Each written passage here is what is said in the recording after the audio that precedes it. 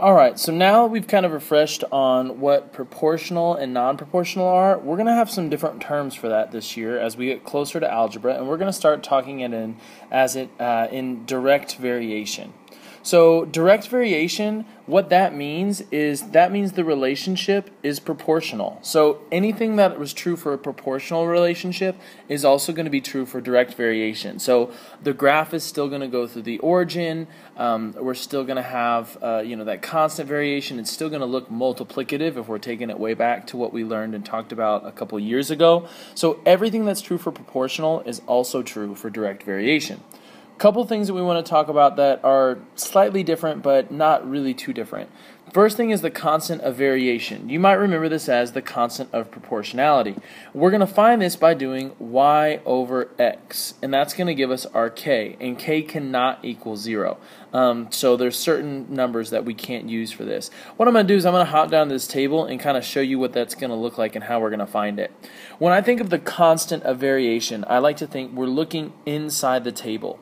If we go rate of change, we're looking delta y, delta x, and that's outside, and this is different than that because I'm using the values that are actually in the table. I'm going to take this y and I'm going to divide it by its x. So if I was doing it out to the side, I'd say give me -1 divided by 2, right? Or -2, excuse me. And when I do that, that gives me +1/2 or 0.5, right? Now, if it's a proportional relationship or if it's a direct variation, as we're calling it, this constant of variation should be the same throughout the whole table. So let's check it. If I do -1/2 divided by -1, so I have -1/2 divided by -1, well, anything divided by 1 is itself, and since I have two negatives, that's also going to give me 0.5. So already I can see they're matching. Now remember I said I can't use 0, so I'm going to skip over this 0 line, but double 0 should tell you that that goes to the origin and that's proportional. Let's go down, I'm going to skip and just do this last one here as well.